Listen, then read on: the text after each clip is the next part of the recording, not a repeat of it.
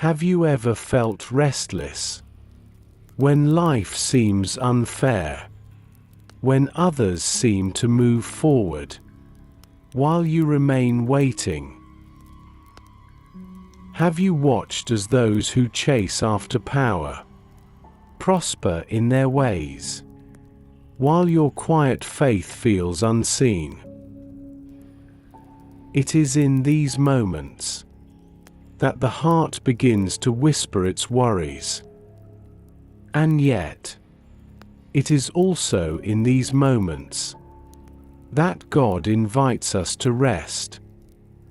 Tonight, we turn to Psalm 37, a song not of striving, but of stillness. A psalm that reminds the soul to wait, to trust, and to know that the Lord is working, even when all seems silent. It is a psalm of gentle wisdom, spoken by David, a man who had seen both triumph and trouble, who learned that peace is not found in getting what we want, but in trusting the one who holds all things in his time. As the world rushes past, as hearts grow loud with comparison and fear, Psalm 37 calls us to slow down, to breathe, to remember that we are not forgotten.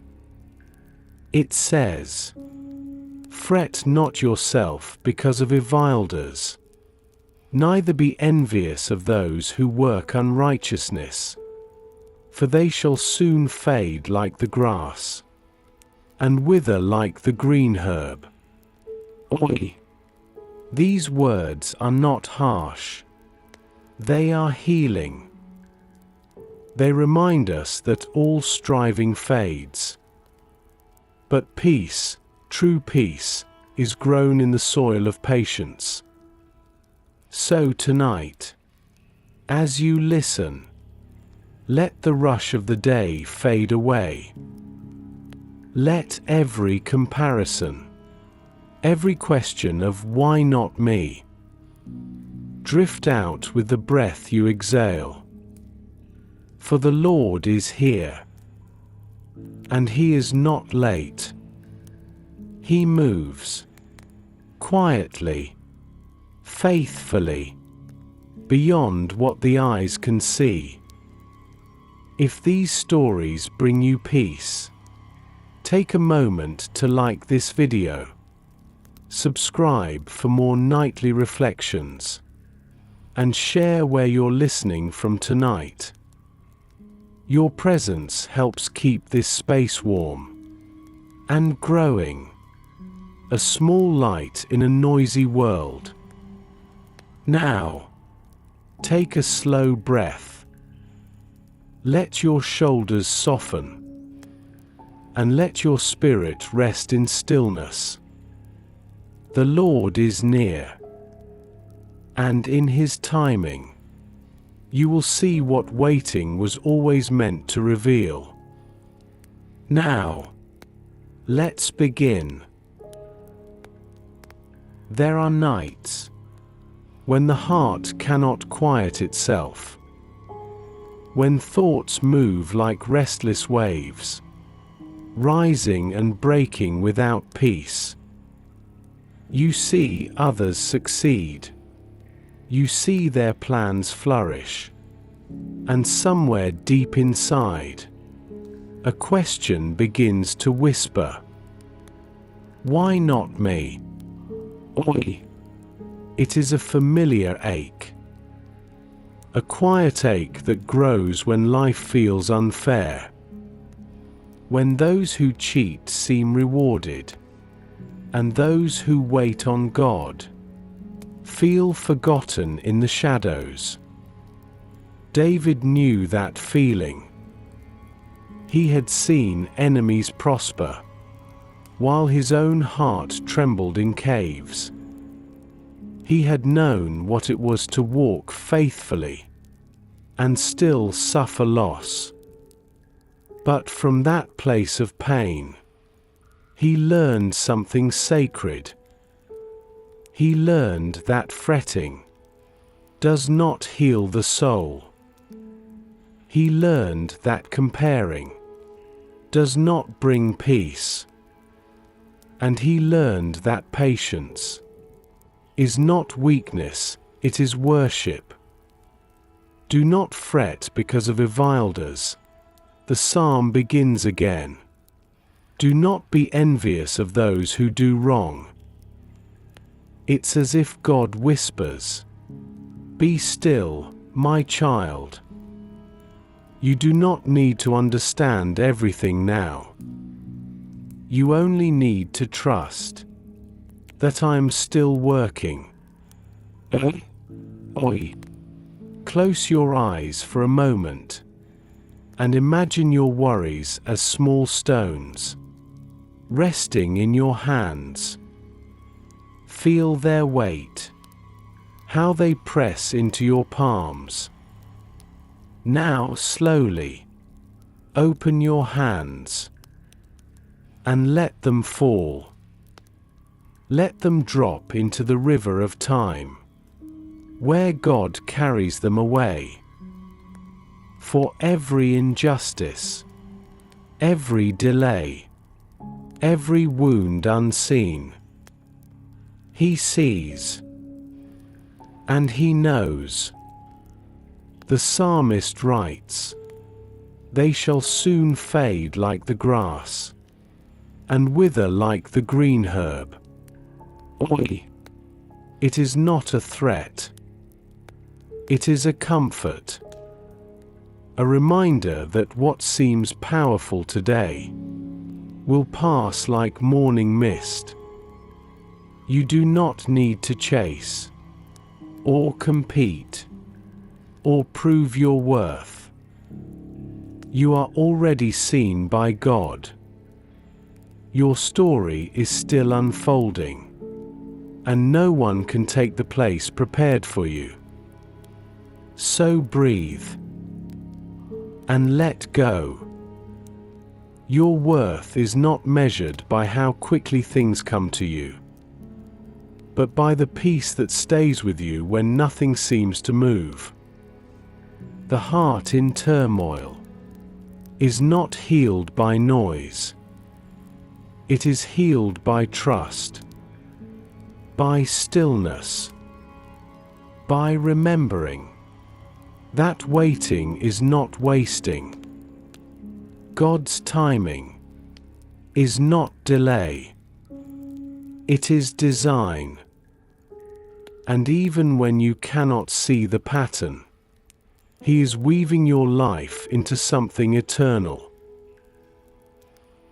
After the storm of comparison fades, there comes a quieter invitation, a whisper within the heart that says, "Trust."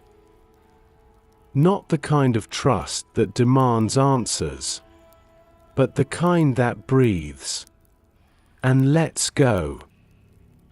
Trust in the Lord and do good, David writes. Simple words, but they hold a world of peace inside them. To trust is to rest your heart where God's hands already are. To do good is to keep walking faithfully, even when you don't yet see the reward. Trust is not waiting for something to happen. It is believing that something good is already happening beneath the surface, where only God can see. Close your eyes for a moment and imagine a seed buried beneath dark soil. It cannot see the sun. It cannot feel the wind. But still, it rests. Still, it trusts the process unseen. For deep within, God is at work. So it waits. And in its waiting, it begins to grow. That is the whisper of trust. The gentle, sacred courage to stay still when everything inside you wants to move. Trust is the choice to believe that God has not forgotten you, that His silence is not absence, that His delay is not denial. Trust in the Lord and do good. Oi. It means keep loving, keep serving, keep sowing small acts of kindness, even while you wait. The world may rush around you, chasing results and recognition. But the one who trusts in God moves differently. They walk slowly, peacefully.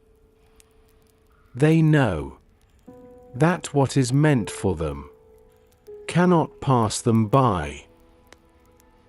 When David wrote these words, he was not speaking from comfort. He was writing from experience, from years of running, hiding, enduring. He had learned that God's promises do not wither in time. They mature, like fruit in a season that only heaven can measure. And so he tells us, trust in the Lord, and do good, dwell in the land, and befriend faithfulness. Oi! What a beautiful command! Not demand faithfulness, but befriend it. Make peace with the pace of God. Let patience walk beside you, like an old friend who knows where the road leads. Tonight, if your heart feels restless, if your prayers seem unanswered, let this truth settle deep within you.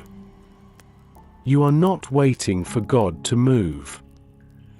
You are waiting with Him. And in that waiting, you are already growing. The soil of trust may feel quiet, but something beautiful is breaking through beneath it. Rest there. Do good. And let the whisper of trust become your lullaby tonight.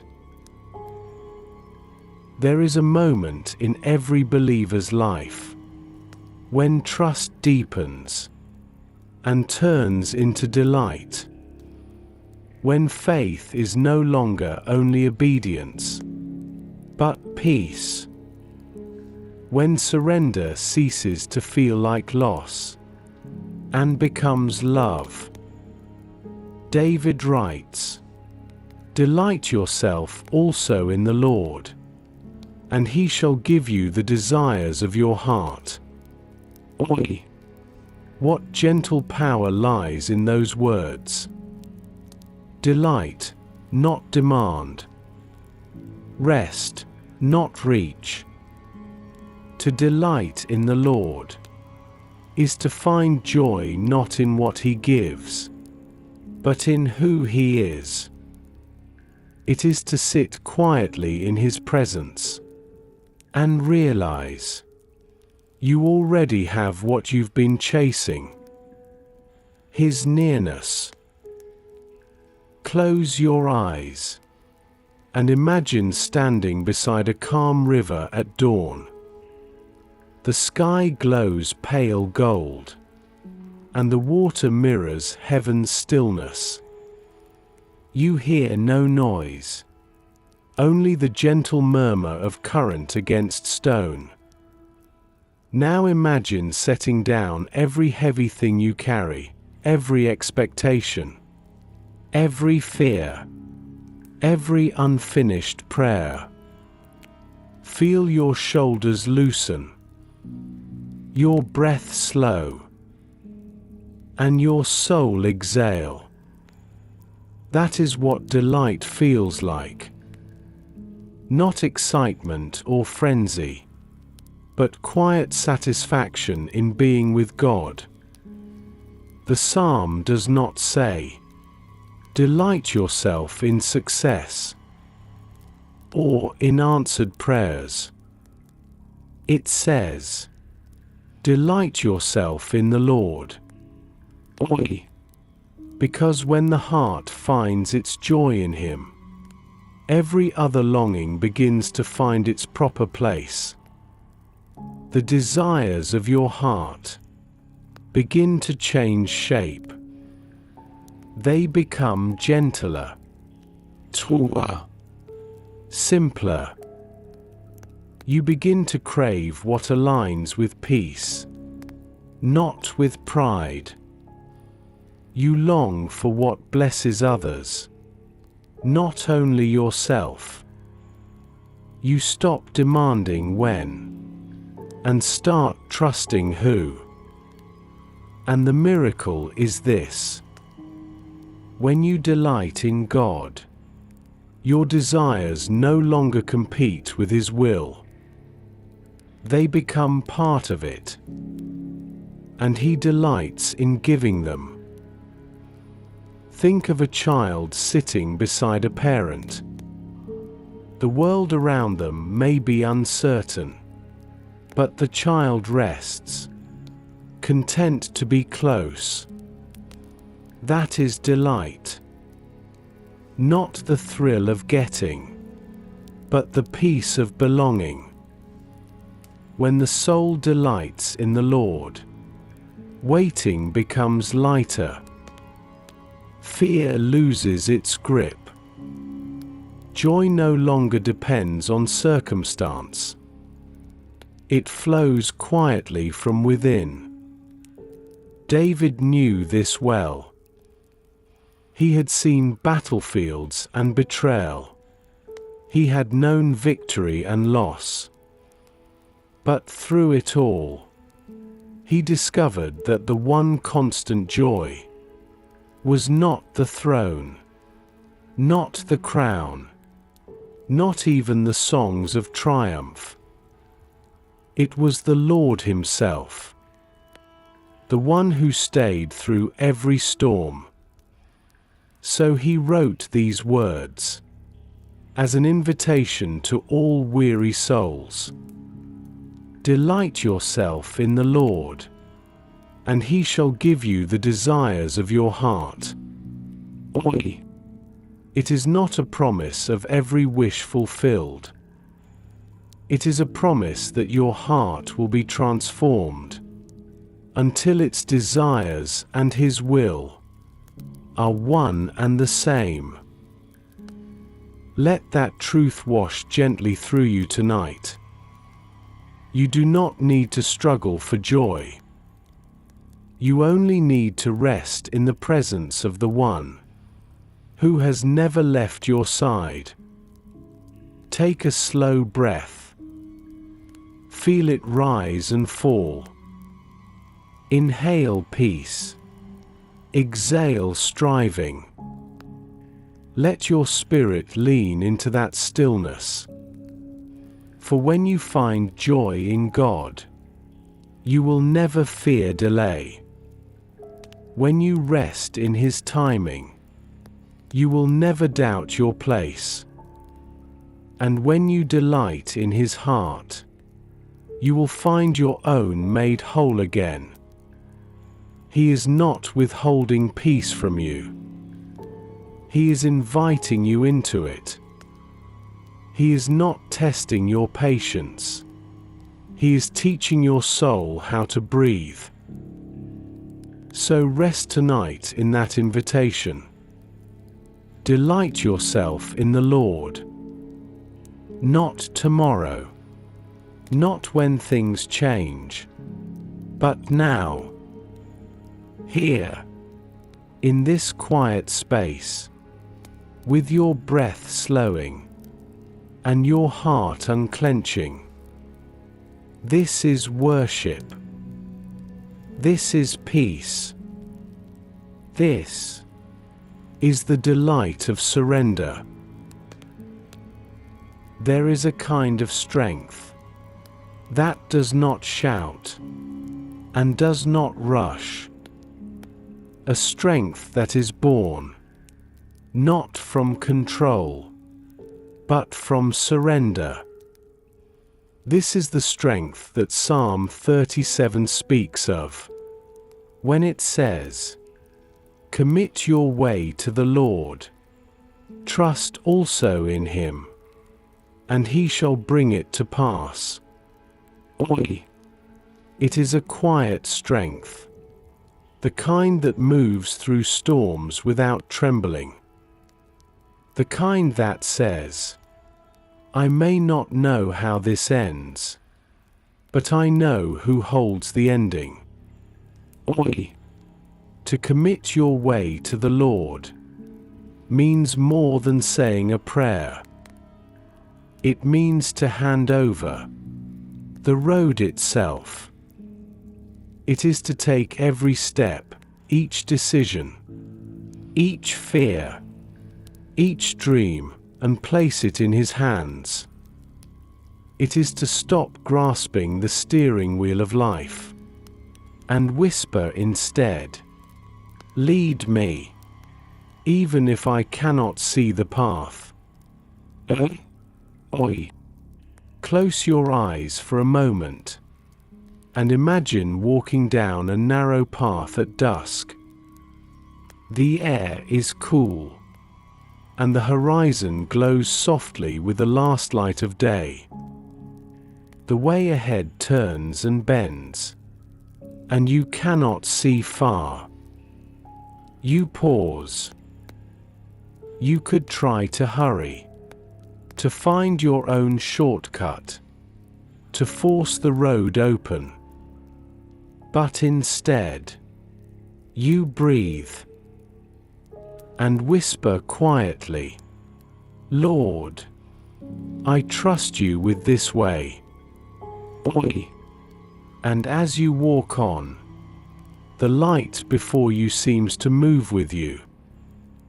You cannot see far, but you can always see enough.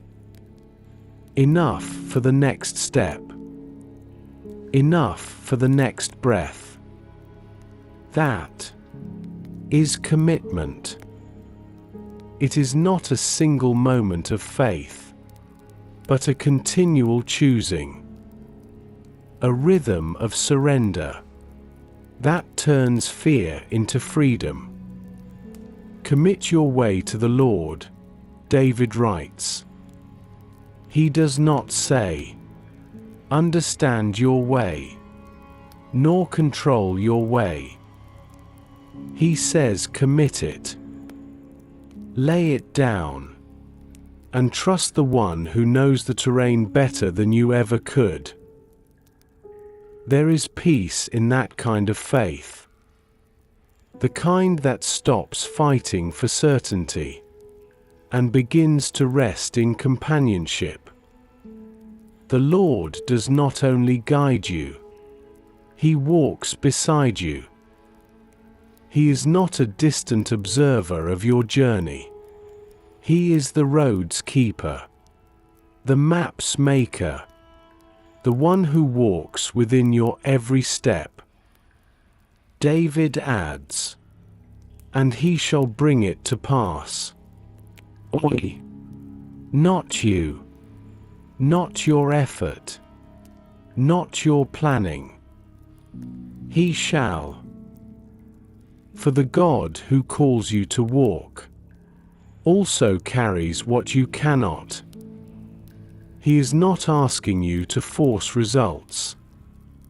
He is asking you to remain faithful.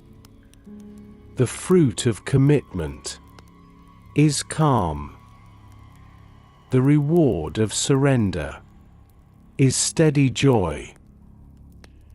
Take a moment now and think of what you have been holding too tightly. A dream, a person, a timeline. Feel its weight in your heart. Now, imagine placing it gently into God's hands, not dropping it carelessly, but offering it with reverence.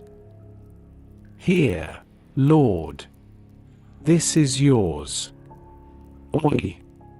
And in that act, something in you releases. The grip loosens. The fear quiets. Peace moves in. You are no longer carrying your path. You are walking it with Him. This is the quiet strength of commitment. It is not fragile, and it is not loud. It is the kind of strength that endures waiting, without losing hope. It is the kind of faith that whispers, even in delay, I am still yours, and you are still mine. Oi. When you live this way, the road itself becomes lighter. Each turn feels less frightening, each obstacle less final. Because you know, the one who walks beside you has already gone ahead. He is preparing the next step, even as you take this one. He is shaping what will be, even while you rest. Commit your way to the Lord. Trust also in Him, and He shall bring it to pass. Not in haste, not in panic, but in perfect time. So tonight, as you drift toward rest, let that promise hold you like a soft blanket. You do not need to know how the road unfolds. You only need to know that you are walking it with the one who never leaves. Rest now, for the path is already in His hands. There are few things harder than waiting when your heart longs to move. To be ready, yet still. To believe, yet see nothing. It is the quiet ache of faith, the tension between promise and fulfillment. And yet, in that tension, something sacred is born. Rest in the Lord, and wait patiently for Him, David writes. The words move like a lullaby for weary souls. Rest and wait. Not just wait with worry, but wait patiently, with trust, with calm, with confidence that heaven has not forgotten you. This is not the waiting of emptiness.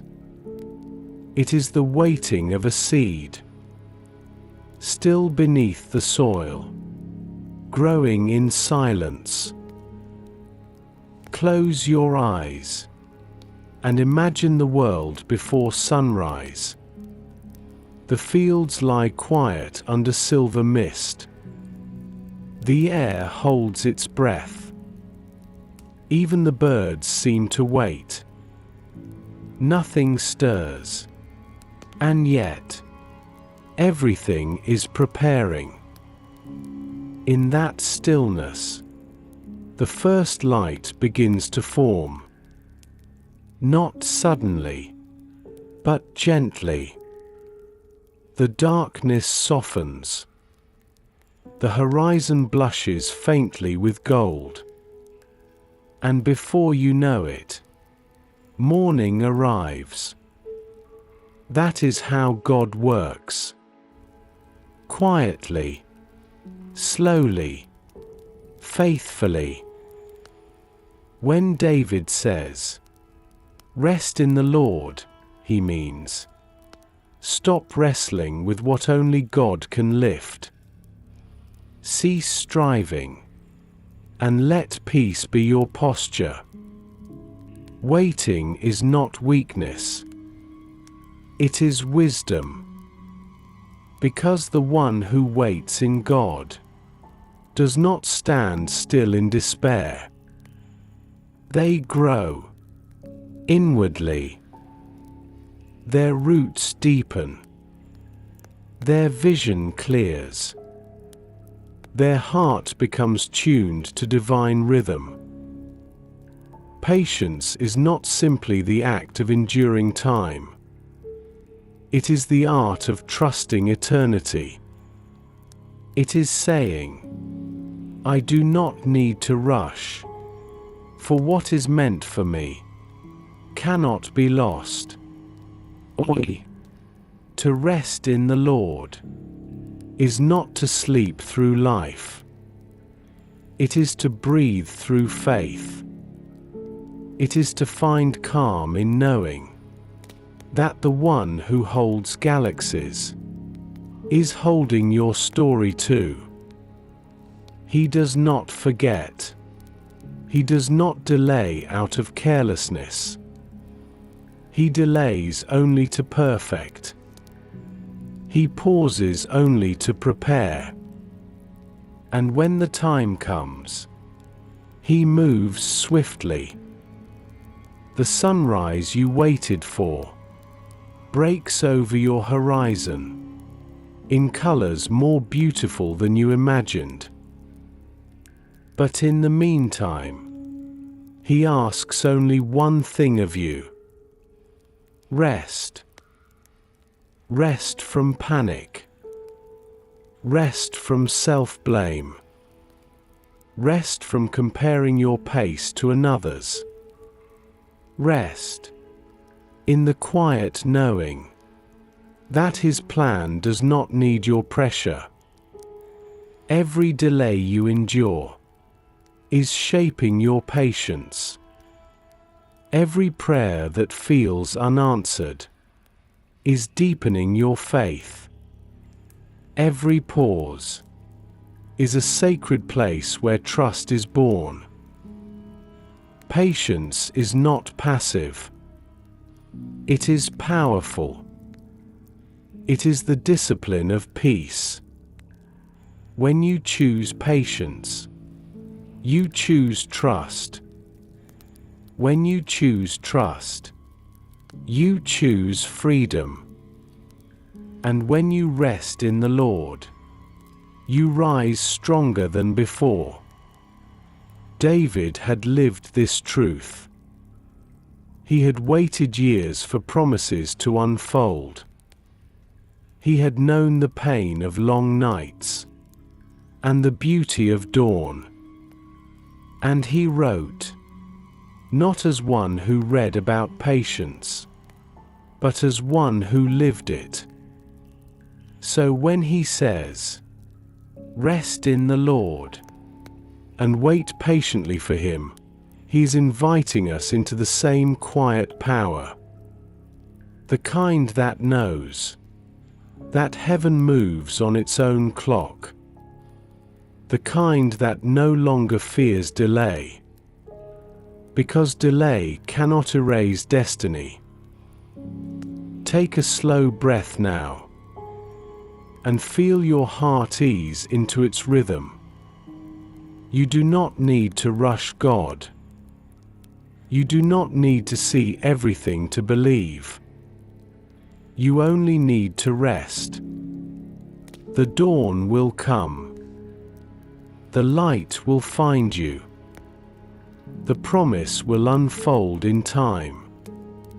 So tonight, let the waiting itself become holy. Let patience be your peace.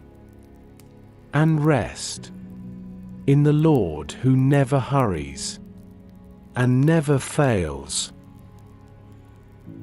There is a quiet freedom that begins to grow when envy fades from the heart, when you no longer measure your peace by what others have gained, when you stop comparing your journey to the pace of another soul.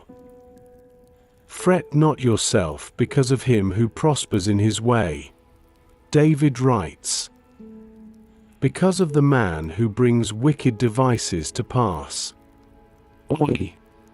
He understood that comparison steals rest, that envy does not change what we lack.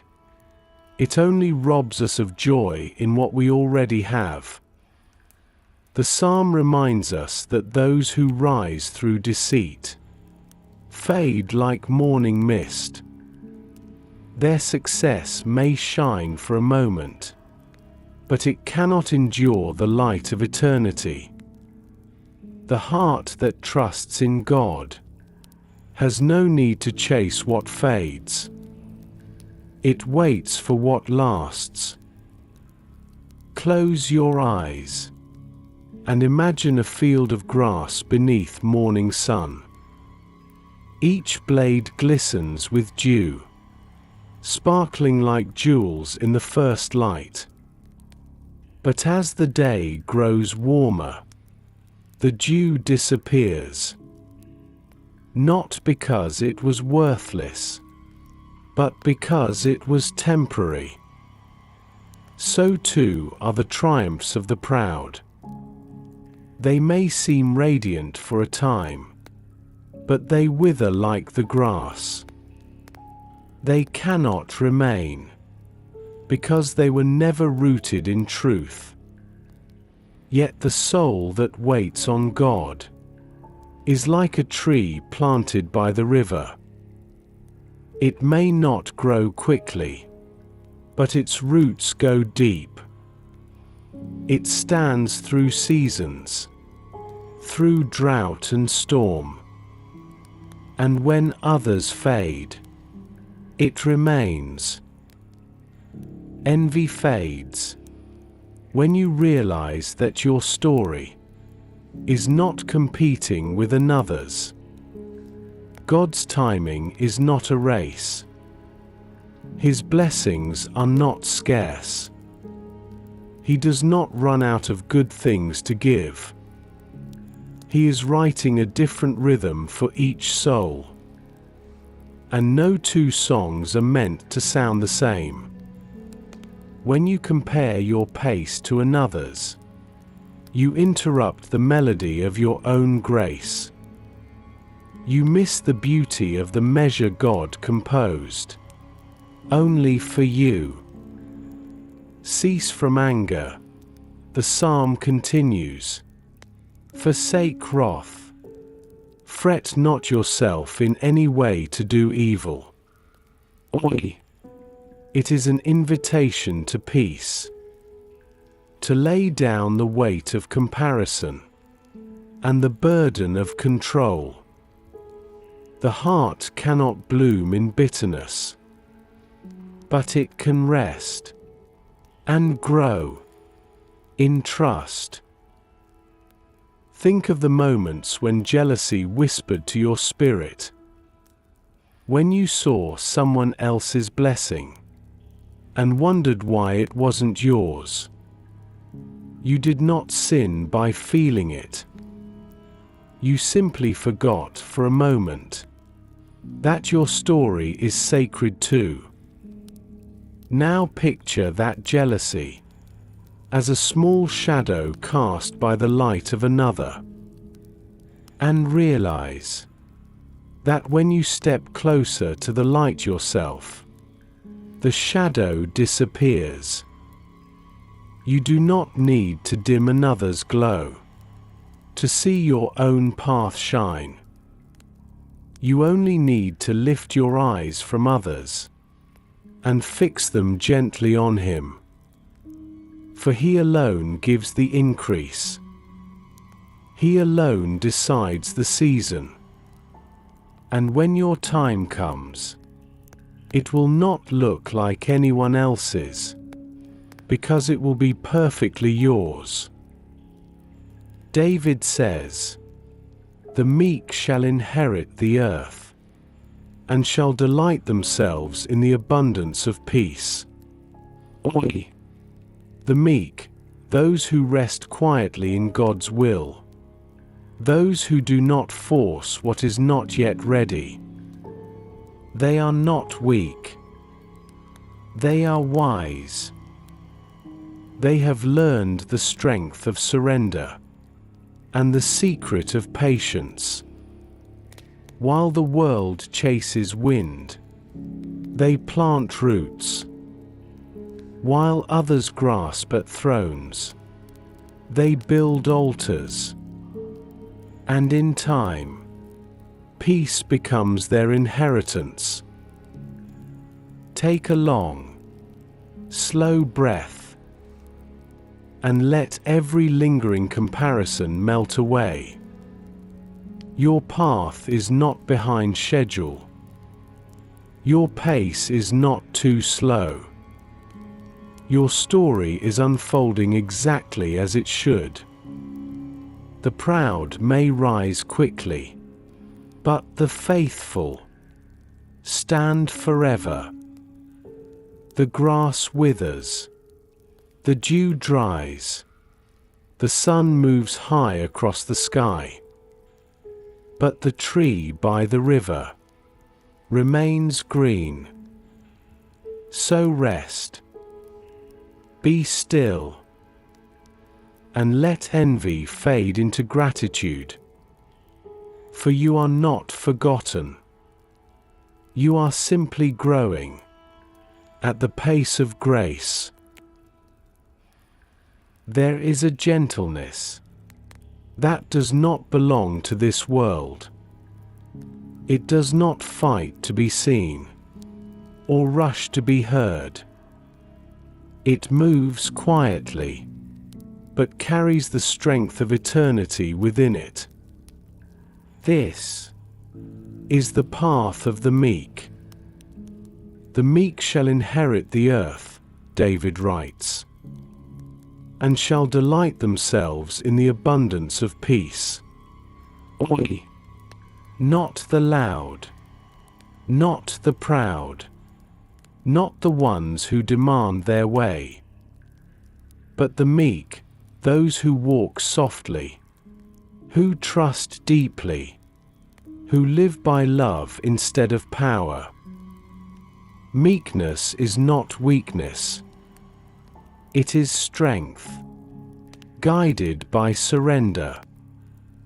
It is the discipline of peace, the courage to choose calm when the world pushes toward chaos.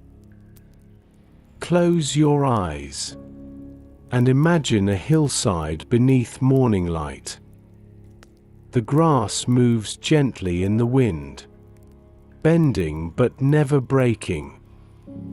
The sky is wide, and the air feels still, as though the earth itself is at prayer.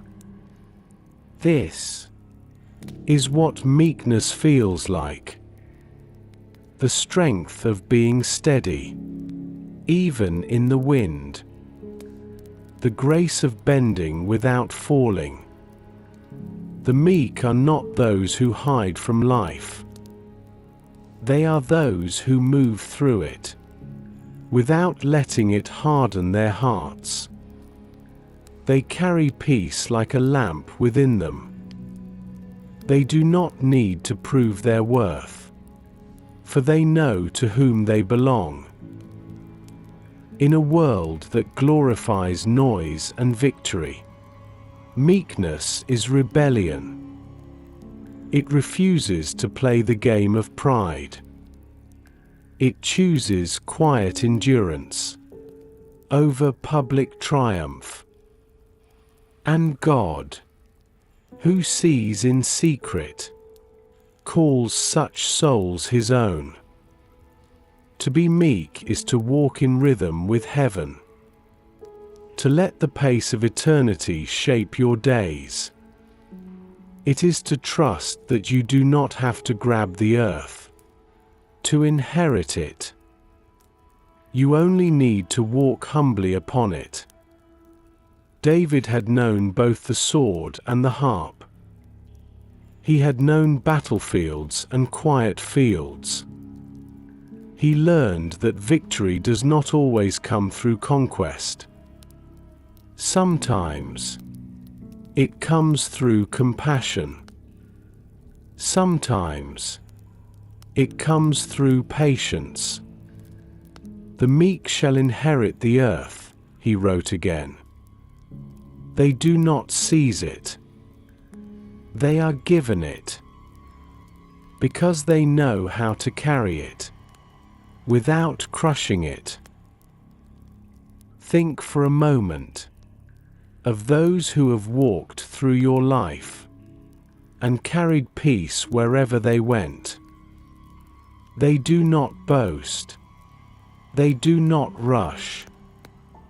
But when they enter a room, something changes. The air feels lighter. The atmosphere, kinder. That is the spirit of meekness. It is not what one says. It is what one is. A presence that reminds others that God is near. When you walk the path of the meek, you become part of that quiet work of heaven. You begin to carry calm into storms. You begin to answer anger with gentleness. You become a shelter in a world full of noise. And in that stillness, you discover something astonishing. You begin to inherit peace. Not through achievement, but through awareness. You realize the earth promised to the meek is not only the soil beneath your feet, it is the heart's landscape, the inner ground where heaven and humanity meet. To walk humbly is to walk with God, to yield instead of strive, to listen instead of demand, to forgive instead of retaliate. These are not easy paths, but they are holy ones. The meek are those who trust the outcome to God, who no longer need to win every battle to feel whole, who no longer need to speak every word to be heard. They rest in truth, and truth rests in them. And because of that, they inherit not just the earth, but the peace that was always meant to fill it. Take a slow, gentle breath, and let the rush of striving leave your chest. You do not need to fight for your place. You already belong. Walk softly. Speak kindly. Trust deeply. For the meek shall inherit the earth. And the world will one day learn that the quiet souls were the strongest all along.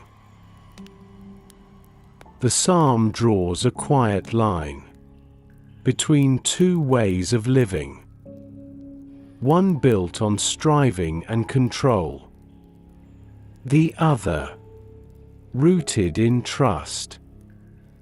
One chases the wind, the other waits for the breath of God. The wicked plots against the just, David writes, and gnashes at him with his teeth. But the Lord laughs at him. for he sees that his day is coming. Oi. The contrast is not only between two people, it is between two hearts. One restless, one rooted, one grasping for more, the other resting in enough.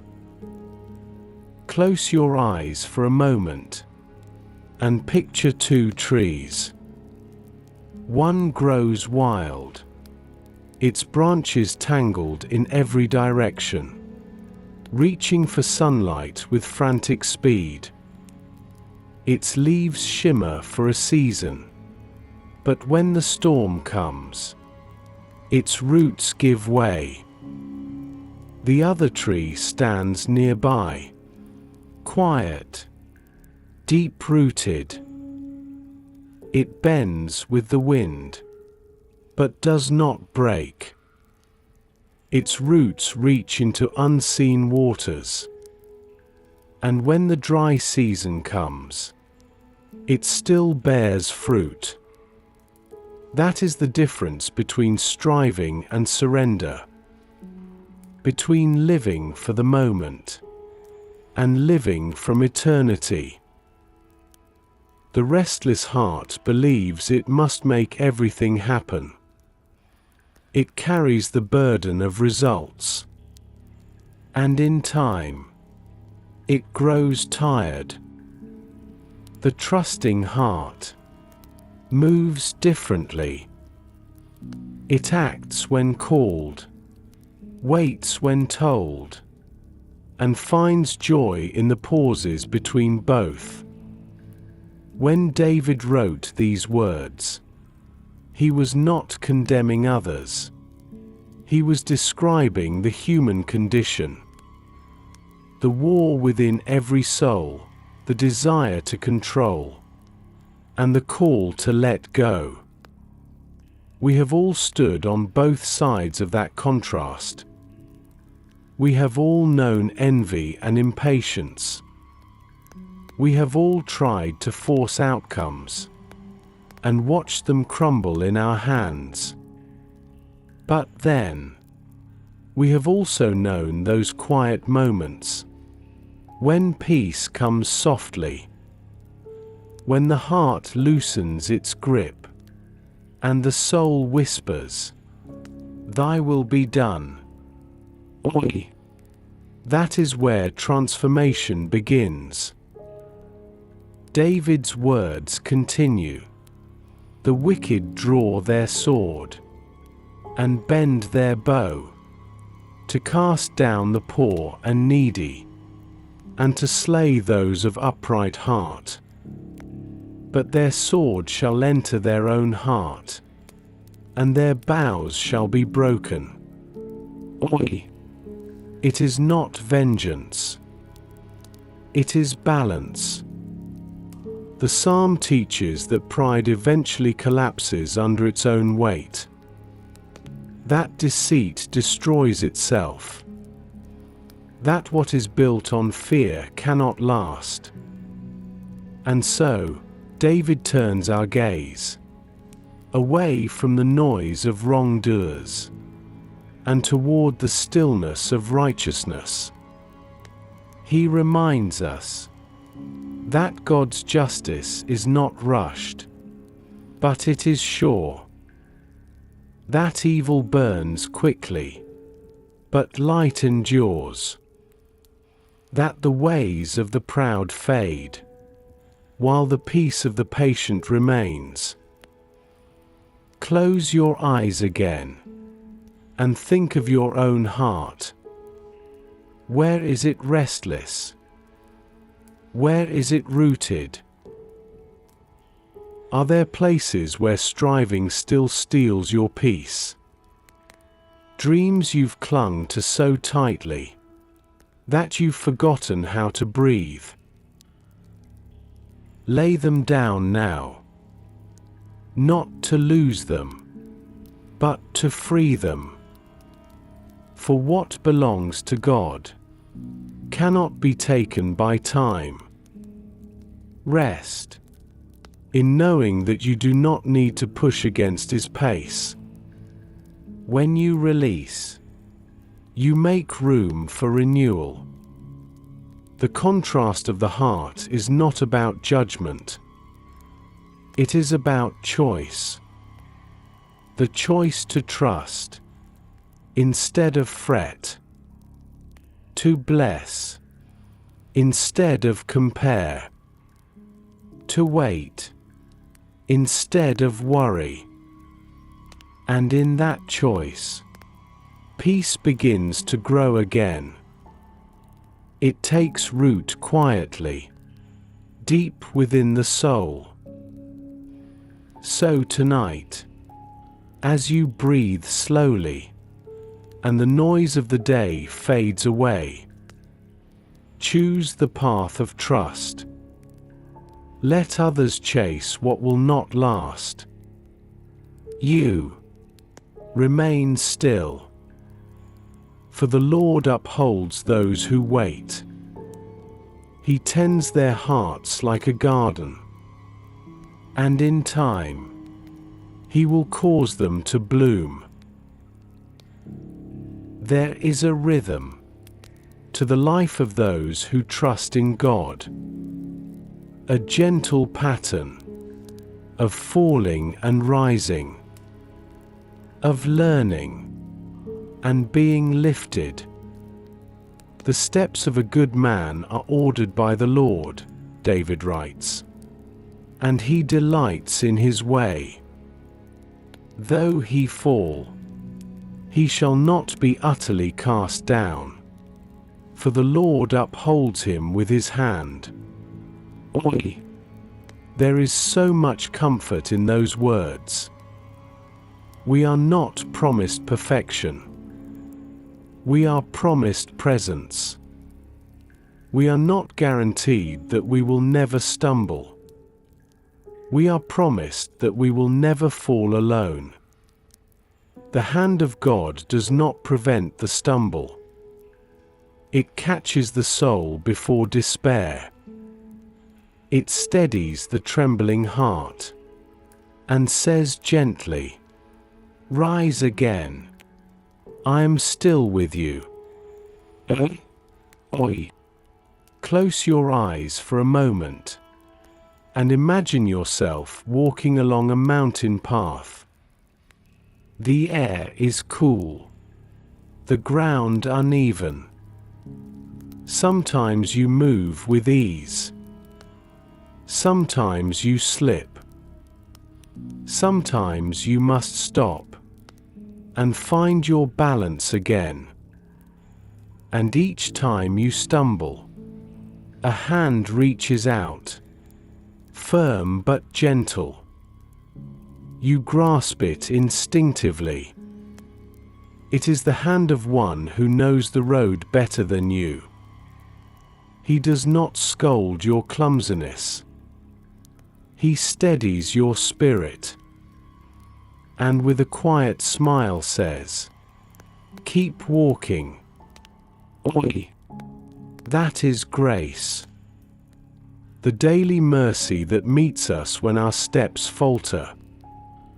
The kindness that does not grow weary of lifting us. The love that refuses to let go. The righteous are not those who never fall. They are those who rise, because they are held. Their confidence is not in their stride, but in His grasp. Every fall becomes a lesson. Every bruise, a story of God's patience. Every detour, a reminder that the path may twist, but it does not disappear. David knew this deeply. He had fallen before. He had walked through shame and sorrow. Yet he could still say with peace, "The Lord upholds me." Oi! Why? Because he learned that righteousness is not about never failing. It is about never walking away from grace. When you fall, you discover His gentleness. When you rise, you discover His strength. And when you keep walking, you discover His delight. For yes, the Lord delights in your way, not because it is flawless, but because it is faithful. He delights in every step you take toward peace, in every moment you choose forgiveness over pride, in every tear you offer instead of bitterness, in every pause where you choose to trust again. You may not always see it, but heaven watches your walk with tenderness. The angels see your effort. The Lord sees your heart, and He rejoices over every step you refuse to give up. There are days when the path feels long, and your feet feel heavy, when your soul whispers, "I cannot keep doing this." Oi! But even there, the promise stands true. Though he fall, he shall not be utterly cast down. Oi! You are not falling away from God. You are falling into His hands. The very ground beneath your despair is mercy. The very silence you fear is His stillness holding you. He will not let you go. He will not let you fail beyond His reach. And when the time is right, He will lift you again. Stronger, softer, more certain of His nearness. Take a slow breath and feel the truth of that promise settle in your chest. Your steps are not random. They are ordered. Every twist of the path, every pause, every seeming setback is part of a pattern that only heaven can see. You are not wandering. You are being led. And when you stumble again, as all hearts do, remember, you are still walking on holy ground. For where God holds you, no fall can last. Peace is not given in a moment. It is grown over time. Like a tree that takes root through many seasons, peace deepens through patience, through surrender, through trust that does not rush God's hand. David writes, "The meek shall inherit the earth, and shall delight themselves in the abundance of peace." Oi! That word, inherit, means something that cannot be stolen. It is not earned by striving, or claimed by force. It is passed down, from father to child. Peace is your inheritance. Close your eyes for a moment and imagine a garden in early morning light. The ground is soft from last night's rain.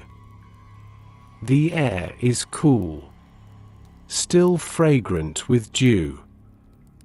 You hear the slow rhythm of birds waking the day. Nothing rushes. Nothing hurries. Everything lives in harmony with its time. This is the heritage of peace. Not loud, not flashy, but steady, abundant, rooted. And this is what the Lord gives to those who trust Him: an inner landscape where fear cannot reign, a calm that the world cannot take away. The psalm contrasts this peace with the way of the restless.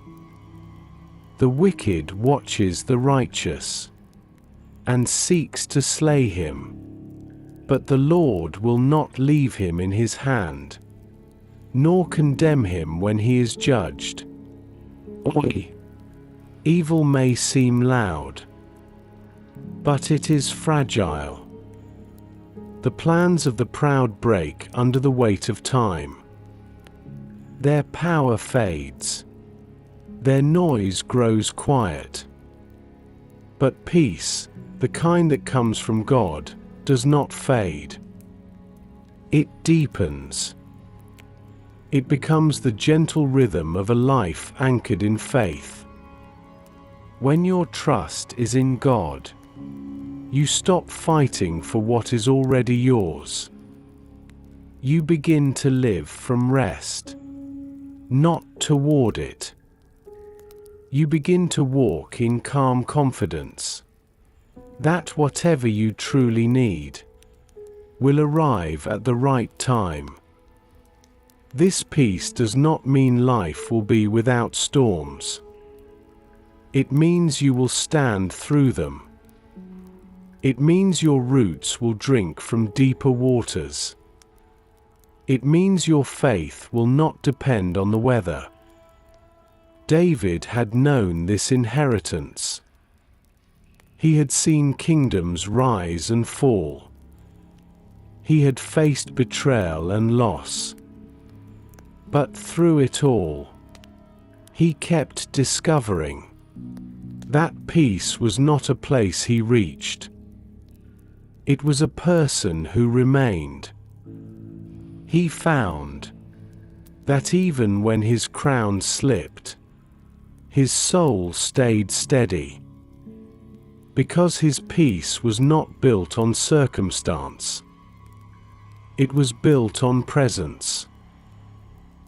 And so he speaks again to the restless hearts of every generation. Mark the blameless person, and behold the upright, for the end of that person is peace. The word end here does not mean conclusion. It means destiny. It means fulfillment. The destiny of those who trust in the Lord is peace. Not the peace of this world. That depends on perfect days and answered prayers. But the peace that passes understanding. The kind that sits beside sorrow and still says, "It is well." The kind that stands amid uncertainty and still breathes calmly. The kind that sees storms, but also sees the hand above them. Close your eyes again, and let your heart breathe into that peace. Let it fill you like light fills water. You do not need to chase it. It already lives within you. The Spirit of God has made His home in you. And peace is the language He speaks. The world will not understand this calm. But heaven smiles when it sees it. For this peace is not silence after the storm. It is song within it. A melody that plays softly in the soul, reminding you that God is still conducting your life. And one day, when all striving ceases, and every tear has been wiped away, you will hear that melody again. not faintly, but fully, and it will sound like home. You are already an heir of peace. You do not need to earn it. You need only to dwell in it, to choose it again, each day you wake. So rest tonight, as one who is rich in calm, for your heritage is peace, and your inheritance is forever. There are truths that time itself teaches better than words. One of them is this: what is not built in love cannot last. What grows from pride withers in its own shadow, and what seems powerful today fades quietly tomorrow. David writes, "For yet a little while, and the wicked shall be no more. Yes, you shall diligently consider his place, and it shall not be. Oi! There is no bitterness in his tone, only calm observation. He is not wishing for their ruin. He is simply reminding us that the noise of evil is temporary, that all things not rooted in righteousness eventually fall silent." Close your eyes for a moment and imagine the morning after a storm. The trees are dripping softly, the air is clean, and the clouds drift away into brightness. The ground still bears the marks of the rain, but the storm itself is gone. So it is with those who build upon cruelty and greed. They may rage for a time. They may cast long shadows across the earth. But truth always outlasts them. Light always returns. And in that morning light, you look to where the storm once was, and it is no more. The ground remains. The sky remains. But the violence has vanished. That is how God works. Not with loud vengeance, but with quiet justice. Not through anger, but through the slow and steady rhythm of truth. The wicked have drawn out the sword, David writes, and have bent their bow, to cast down the poor and needy. But their sword shall enter their own heart, and their bows shall be broken. Oi! Evil devours itself. Hatred collapses under its own weight. The heart that seeks to harm wounds itself first. This is not punishment. It is simply the nature of darkness. It cannot sustain itself. The psalm is not calling for us to rejoice in the downfall of others. It is teaching us to release our need to fix them, to let God be God, and to trust that every wrong will be made right in His time. The passing of the wicked is not the focus of Psalm 37. It is the contrast, so that we can better see the permanence of goodness. Evil fades, but righteousness remains. Hatred burns hot, but love burns long. The wicked borrows and does not repay, David says, but the righteous shows mercy and gives. Oi! Do you hear the shift? The psalm does not linger on destruction. It moves toward mercy. For mercy is stronger than might, and generosity is the mark of those who have been freed from fear. The wicked take because they are afraid to lose. The righteous give because they trust they will always have enough. That is the secret of peace. To release what you cannot keep. To share what you cannot lose. Close your eyes again and picture a candle in a dark room. It burns quietly. Its light small but steady. Now imagine that the candle is surrounded by darkness. The shadows stretch wide, but they cannot touch the flame. And in time, as the candle continues to burn, the darkness begins to shrink until it has nowhere left to go. That is how righteousness endures. Not by fighting the darkness, but by staying lit. The wicked may seem to win for a moment, but moments are brief. Truth belongs to eternity. So do not fear when wrong seems loud. Do not despair when good feels hidden. For what is evil will end by its own design, but what is good will rise again and again. This is why the psalm says, "Better is a little that the righteous has, than the abundance of many wicked." Because peace is a greater treasure than possession.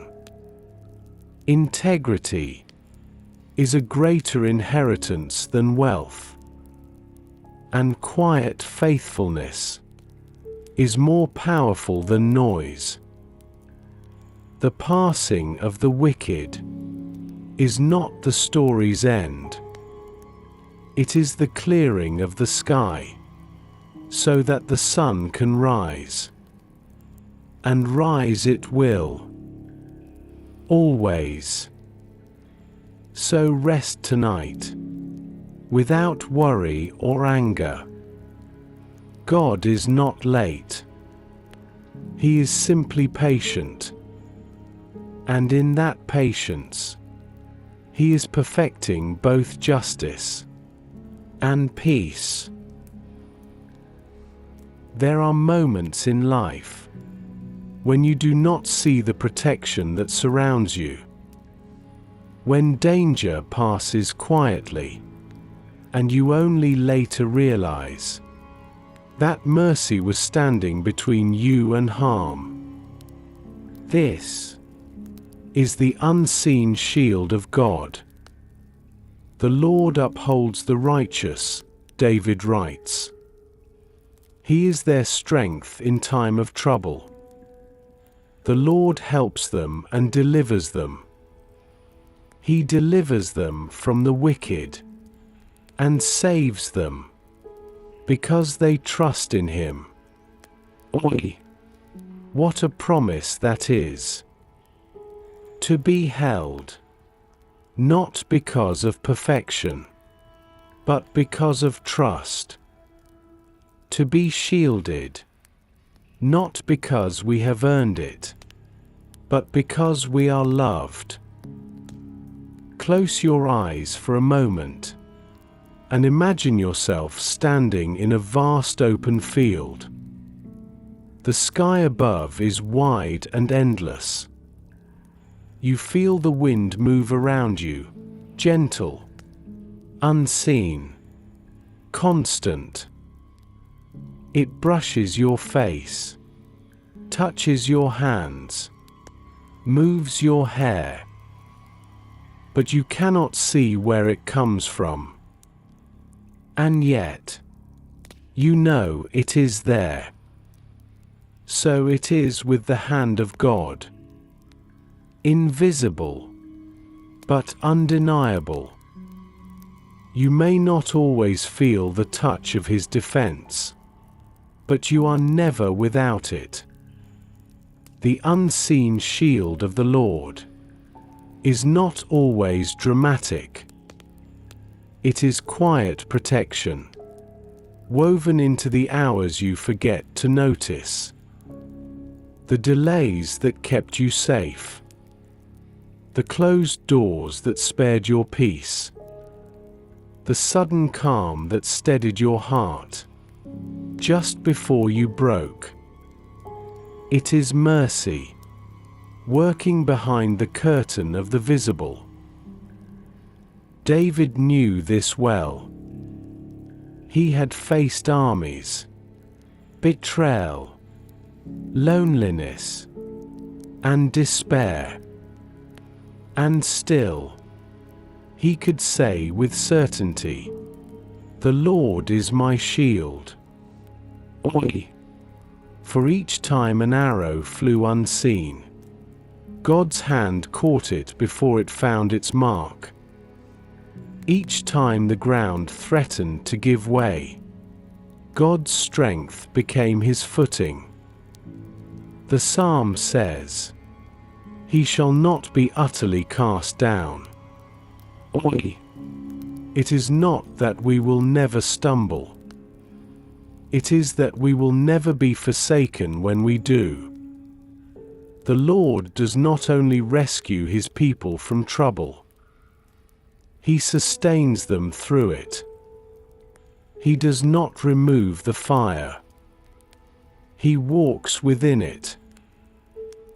There are days when you will look around, and it seems as though God is silent. When you cry out, and heaven feels still. But silence does not mean absence. Stillness does not mean neglect. Sometimes, the greatest protection is the peace to stand firm in what you cannot see. Faith is the awareness of that unseen shield. The confidence that even when the battle rages, you are surrounded by light. It may not be visible to the eyes, but heaven stands guard around you.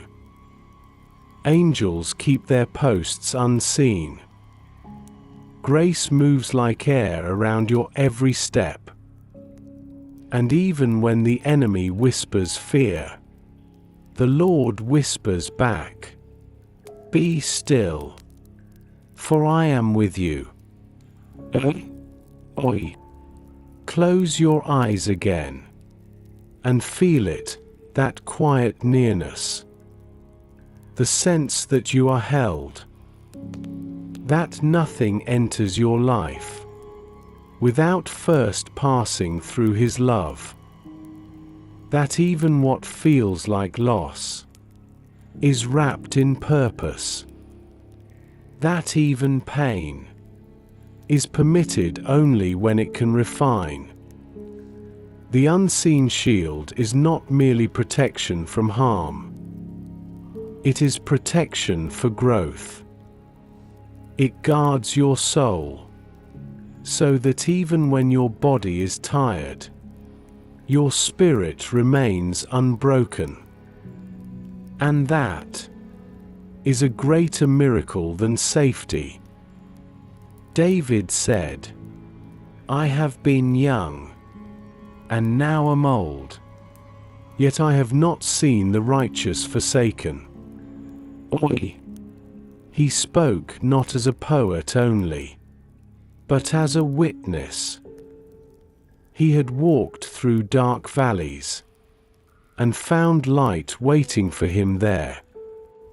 So tonight, if you feel vulnerable or uncertain, Remember this truth. You are not exposed. You are enclosed. You are not forgotten. You are fortified. You are not walking through shadows alone.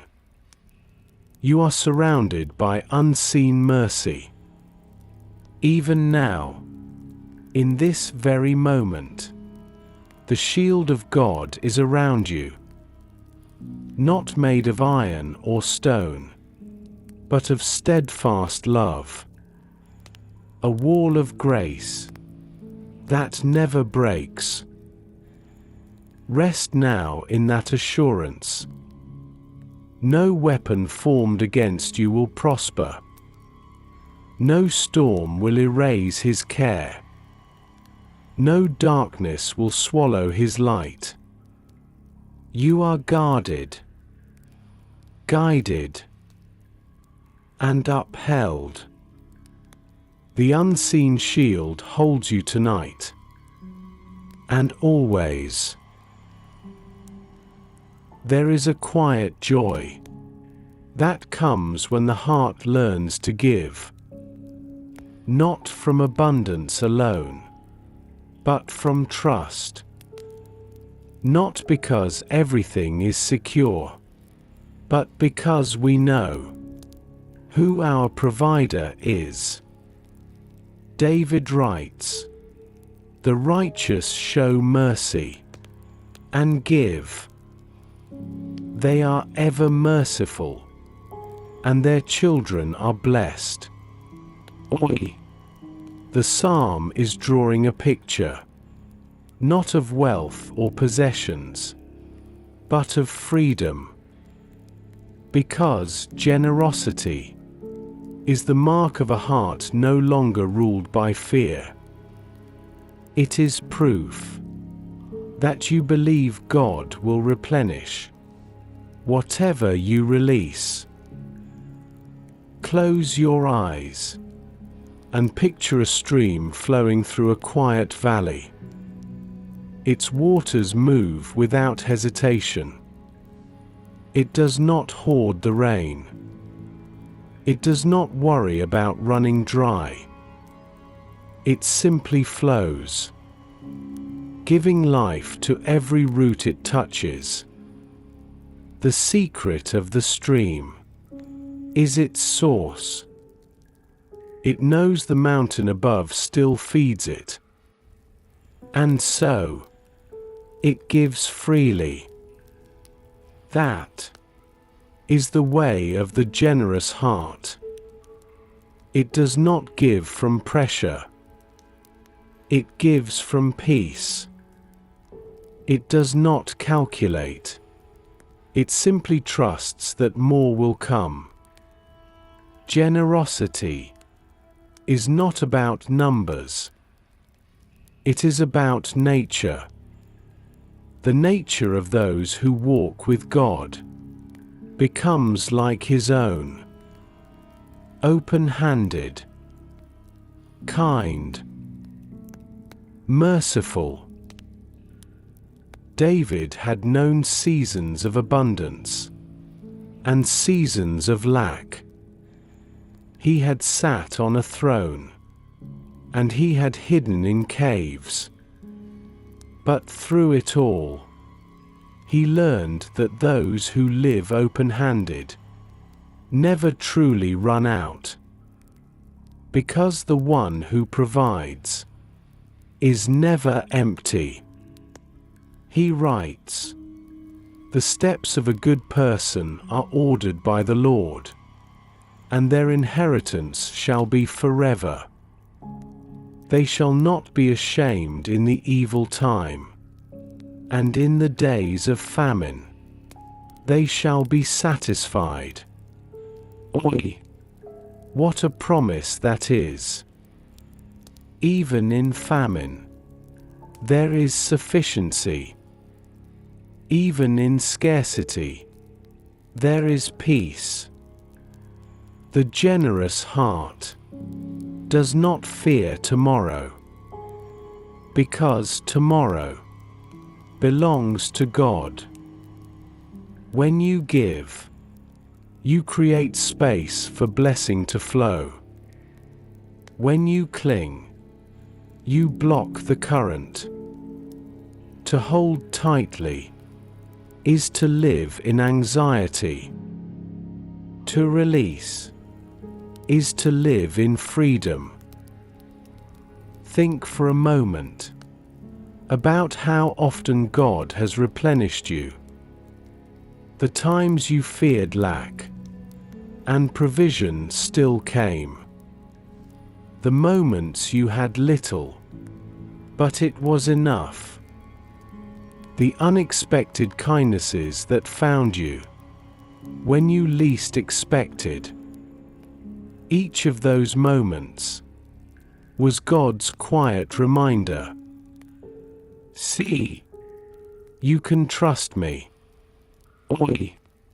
And when you trust Him, you begin to live differently. You stop guarding everything you have. You begin to see your blessings as seeds, not possessions. Seeds are meant to be planted, to be shared, to multiply. The righteous show mercy because they remember the mercy shown to them.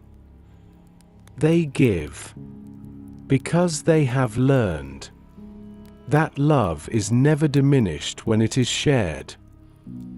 They forgive because they know what it is to be forgiven. They walk through life like open windows, letting light in and letting it pass through. Their peace becomes a shelter for others. Their kindness, a reminder that God's goodness is still alive in the world. Generosity is more than giving money. It is giving time, attention, understanding. It is pausing for the lonely, listening to the forgotten, speaking softly to the weary. Every act of mercy echoes eternity. Every gentle word becomes part of the Psalm's promise. The righteous show mercy and give. Oi. This is not weakness. It is wisdom. Because mercy lasts longer than monuments. Kindness reaches further than wealth. And the hand that gives is the hand that resembles God's most closely. Close your eyes once more and imagine yourself standing beside that stream again. You dip your hands into the cool water and watch it flow through your fingers. You cannot hold it, and yet you are refreshed by it. So it is with grace. You cannot keep it for yourself. You must let it move through you. And the more freely it flows, the more alive you become. Generosity is not loss. It is the rhythm of divine life. For everything you give in love returns in peace. And peace is the greatest blessing of all. There is a strength that does not come from circumstance, a calm that does not come from comfort, a faith that does not depend on what is seen. This is the strength of the anchored soul, the quiet certainty that God's promises endure, even when the world trembles. David writes, "The salvation of the righteous is from the Lord. He is their strength in the time of trouble. The Lord shall help them and deliver them. He shall deliver them from the wicked and save them, because they trust in him. Oi! Every word here feels like a foundation, steady, unmoving, because what David had learned through every storm and shadow was this: the Lord himself is our anchor. Close your eyes and picture a small boat floating upon a restless sea. The waves rise and fall. The wind pushes hard. But beneath the water, an anchor holds firm. It does not fight the storm. It simply remains. It does not stop the waves from coming. It keeps the vessel from drifting away. So it is with the soul that trusts in God. Trouble may come, but it cannot carry you away. Fear may whisper, but it cannot unroot your peace.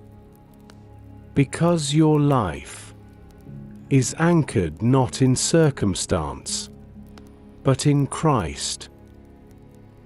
This is the secret of endurance: to rest your weight, not upon your own strength, but upon his faithfulness.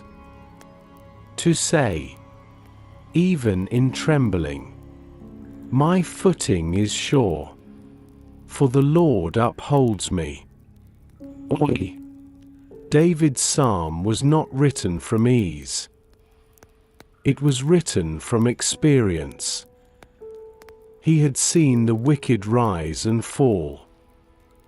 He had watched kingdoms shift like sand. But God remained. Through every season, every silence, every battle, he discovered that hope built on anything else will one day crumble. But hope built on God becomes eternal. The world offers many false anchors: success, recognition, control. But each of them is tied to things that move. And when the storm comes, they cannot hold. Yet the Lord is immovable. He does not change with the tide. He does not sway with opinion. He does not fail when tested. He is your constant in chaos, your calm in confusion, your light when the night grows long. When your heart is anchored in him, you can face uncertainty without fear. You can walk through loss without losing yourself. You can endure waiting without despair. For the Lord is your strength in the time of trouble. Not a distant observer, but an ever-present refuge. Not one who simply sees your pain, but one who carries it with you. Think for a moment of the times you thought you would break, and somehow you didn't. The moments when you whispered, "I can't go on," and yet the morning still came. That was not coincidence. That was the anchor holding you. It was the unseen hand beneath your exhaustion. The quiet power that said, "Rest. I've got you." Oi. And that same power is holding you still. You may not feel strong tonight, but you do not need to, because your strength comes from the one who never sleeps. The Lord shall help them and deliver them, David wrote. Deliverance does not always mean escape. Sometimes it means endurance. The grace to stand where you once would have fallen. The peace to breathe where you once would have feared. Deliverance is not always God changing your situation. Sometimes it is God changing you within the situation. Close your eyes again and breathe slowly. Feel the stillness beneath the noise. That stillness is Him. You may feel surrounded by waves, but below it all, you are steady. Your anchor holds. Your faith stands. Your God remains. He has never lost one who trusts in Him, and He will not start with you. So rest tonight in that eternal assurance. The storms may rage, but you are safe, because the Lord Himself is your anchor. As the psalm begins to soften, its rhythm slows. The urgency fades. The striving ends. What remains is the still heart of the message. Rest in the Lord and wait patiently for Him. Oi. This is not only instruction, it is invitation, an opening of divine arms, calling the weary soul to come and rest. There is a moment in every believer's walk when striving breaks, not from failure, but from revelation. The revelation that peace is not found by reaching for more. It is found by surrendering what was never ours to carry. Close your eyes and listen to your own breathing. The gentle rise and fall. Notice how, without effort, your lungs fill and release. You do not command it. It simply happens, because the one who made you sustains you. That is the rhythm of rest. The body remembers what the soul forgets. That peace is not earned. It is received. And this psalm has been leading us here from the very beginning. From fretting to trusting. From comparing to delighting. From striving to surrendering. From noise to stillness. It is the soul's descent into quiet. When David wrote of waiting patiently for the Lord, he did not mean waiting with clenched fists and restless thoughts. He meant waiting like the earth waits for dawn, with stillness, with expectation, with certainty that light will come. The soil does not demand the seed to rise. It rests and lets time do its work. So too must we. To rest in the Lord is to believe that His timing is not late.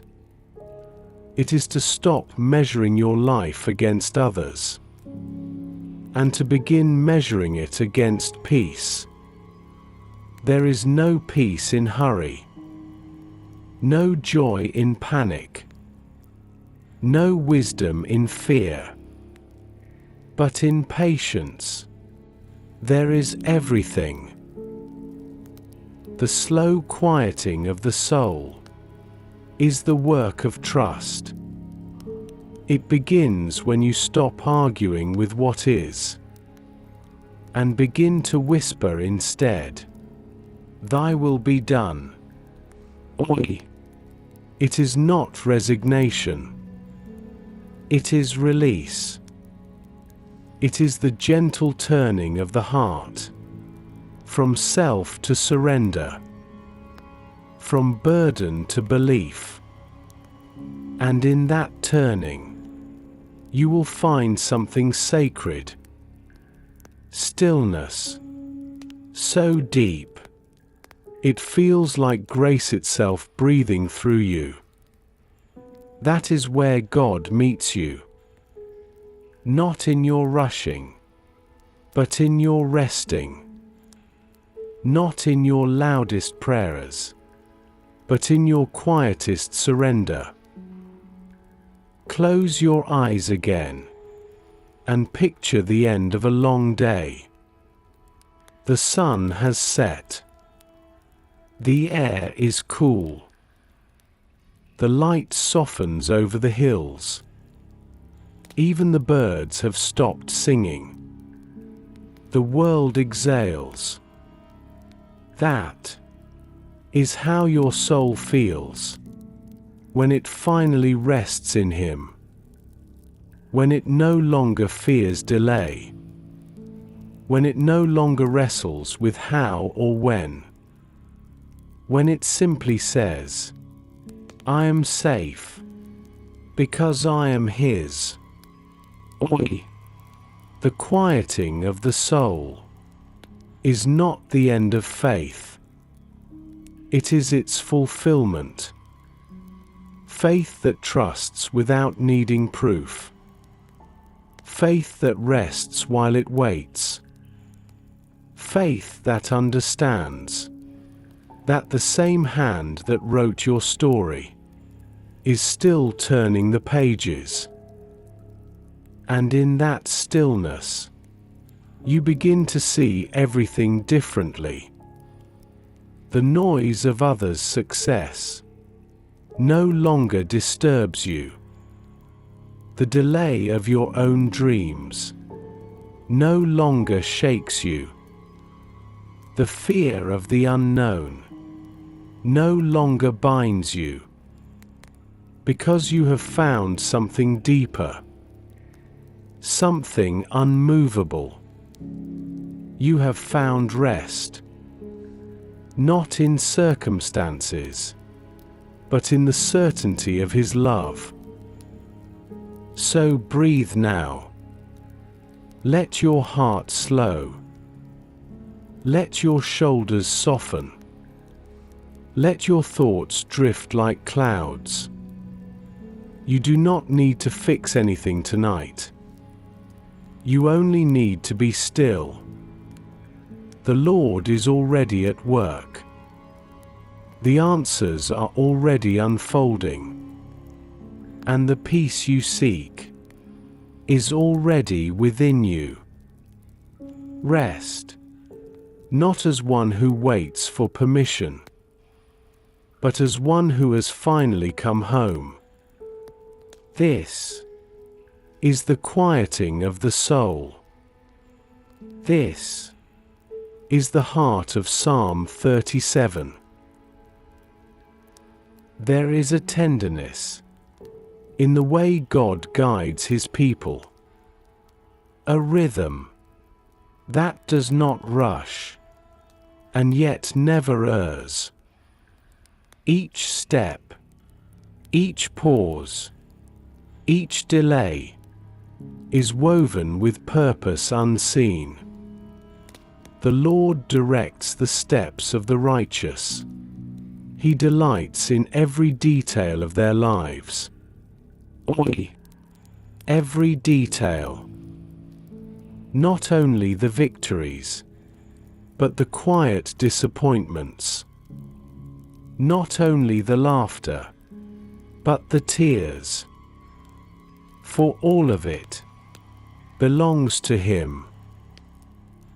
Close your eyes for a moment and think of your life, not as a line, but as a tapestry. From where you stand, you see threads crossing in chaos. Some dark, some bright, some knots that make no sense at all. But if you could see from above, if you could view what God sees, you would find that every thread has a place. Every crossing creates design, and every color belongs to the picture He is still completing. That is providence. God's hand moving through the moments you thought were meaningless. His grace guiding what you thought was broken. His wisdom weaving beauty through the very strands that caused your tears. David knew this well. He had seen the wilderness and the palace. He had known betrayal and belonging. And yet through it all, he could say, I have been young, and now am old, yet I have not seen the righteous forsaken. Because every season, even the hardest ones, were guided by the same gentle hand. The hand that disciplines and delivers. That wounds to heal. That closes one door, so that another may open toward destiny. This is not fate. It is fatherhood. A God who knows the number of your days, who counts your tears, and still whispers, trust me, I am shaping something eternal. The gentle hand of providence does not always announce itself. It moves in small moments. A chance meeting. A delay that prevents disaster. A disappointment that redirects your path. A closed door that becomes protection in disguise. Each thread of your story is touched by divine intention. Even what feels like loss is never wasted. Even what feels like silence is never without purpose. For God is not only the God of beginnings and endings. He is the Lord of in-betweens. He works in transitions, in pauses, in waiting, in wandering. His guidance is gentle, because He loves you deeply. He does not drag you through destiny. He invites you to walk beside Him. He lets you stumble, so you may learn dependence. He lets you wait, so you may learn trust. He lets you weep, so your heart stays tender enough to recognize His touch when it comes. Close your eyes again and picture a shepherd walking with his flock. The sheep do not understand why the path bends or why the climb grows steep. But the shepherd does. He sees the wider horizon. He knows where the water lies and where the wolves wait. And so, He leads with calm assurance, sometimes stopping, sometimes redirecting, always protecting. That is the hand that guides you, the same hand that calmed seas, that fed multitudes, that touched the sick and restored the broken. It rests upon your life tonight, quietly, faithfully, tenderly. You may not feel its movement, but you are walking in its direction.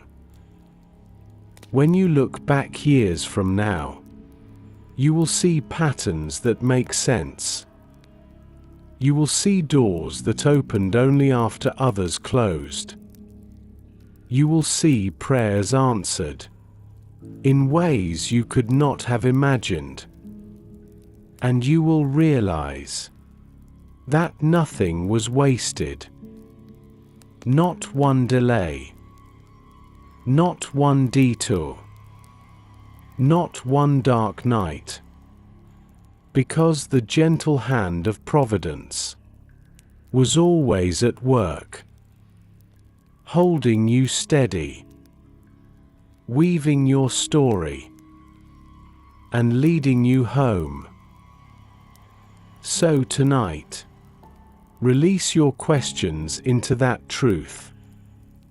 You do not need to understand every thread. You only need to trust the weaver. Let His hand guide your steps into peace. Let His wisdom order your days. And let His presence become your path. For every moment of your life is being written by the same hand that shaped the stars. There is a rhythm to God's promises. They do not rush. They ripen. They grow quietly, like dawn, like fruit on the branch. In the still heart of Psalm 37, David whispers the wisdom that years had taught him. Wait on the Lord, and keep His way, and He shall exalt you to inherit the land. When the wicked are cut off, you shall see it. Oi! It is the lesson of time. The truth that what God plants, He also tends. And what He tends, He brings to life in His perfect hour. Close your eyes for a moment and picture a seed resting beneath dark soil. No one sees its movement. It lies hidden, silent, small. But deep within, something stirs. The hard shell begins to break. And in that breaking, life begins. That is how promise unfolds. Not always through sudden miracles, but through quiet transformation. Through faith that endures unseen seasons. The seed does not fear the darkness. It trusts the process. It trusts the one who planted it. And you are like that seed. Every prayer you have whispered, every tear you have sown, every act of faith unseen by others, they are all buried in the soil of God's timing. And though it may look like nothing is happening, life is forming. Roots are growing. Heaven is moving. David had waited long for the promises spoken over his life. Anointed as king in youth, yet spending years in hiding. But even in caves and wildernesses, he learned to trust the slow unfolding of promise. He learned that delay does not mean denial. It means development. Because what God prepares for you, He also prepares in you. And if you rush the process, you risk arriving before your roots are ready. So the Lord says, wait, and keep my way. Oi. Not wait and wonder. Not wait and worry. But wait, and keep walking in goodness. Keep your heart soft. Keep your hands open. Keep doing right, even when wrong seems to prosper. For every moment of waiting is shaping something in you.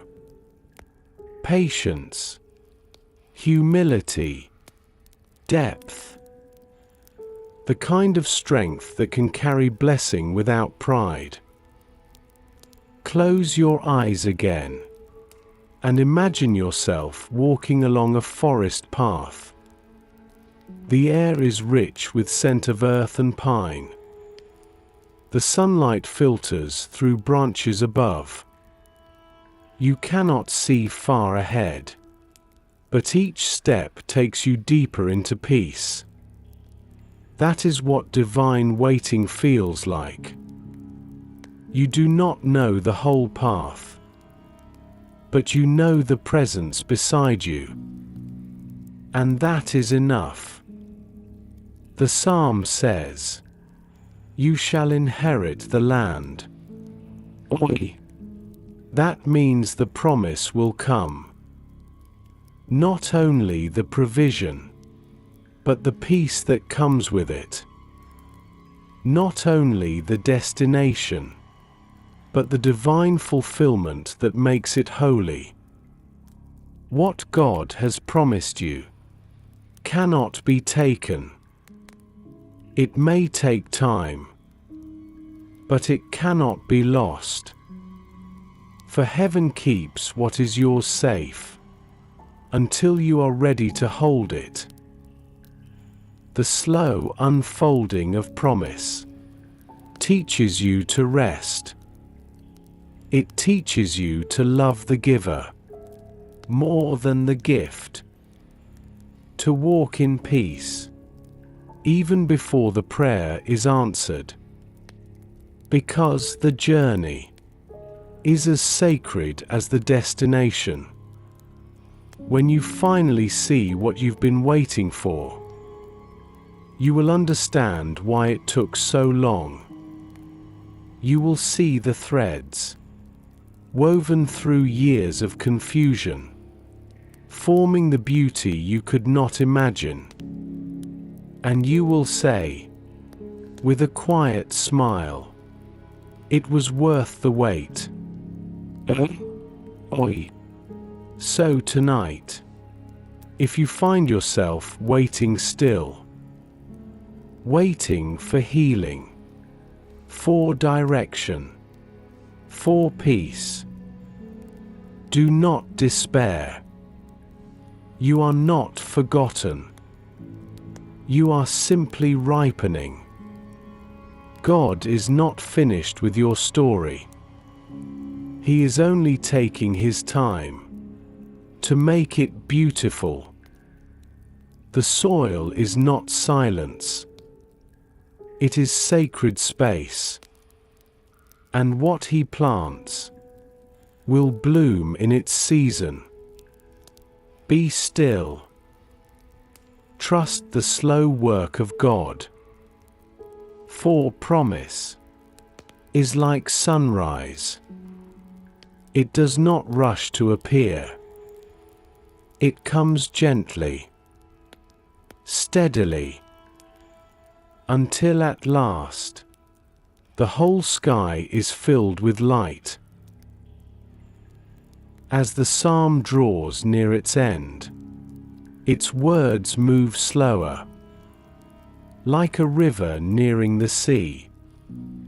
The journey of the restless heart has come full circle, from envy to trust, from striving to surrender, from noise to peace.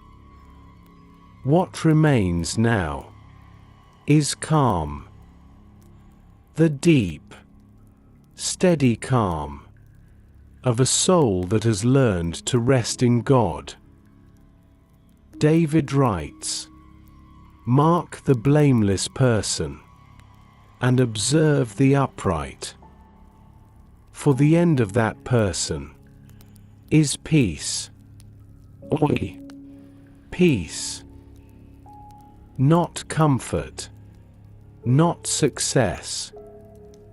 Peace. The final inheritance of the faithful heart.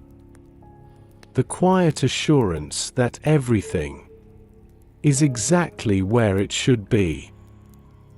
That God's justice has prevailed, and His mercy has endured. Close your eyes for a moment, and imagine the stillness of a lake at dawn. The sky is pale gold, the air cool and gentle. The surface of the water mirrors heaven itself. No ripples, no rush. Only the quiet hum of creation at rest. That is the peace the psalm speaks of. Not a fleeting emotion, but a state of being. A rootedness in God so deep that nothing external can shake it. This is not the peace of escape. It is the peace of presence. It is not the absence of storm. It is the awareness of the one who calms it. The world seeks peace through control, but the peace of God comes through surrender. When you no longer need everything to make sense. When you no longer fear the waiting. When you no longer measure your worth by what you can hold. That is when you find it. The eternal calm. David had known the noise of battle.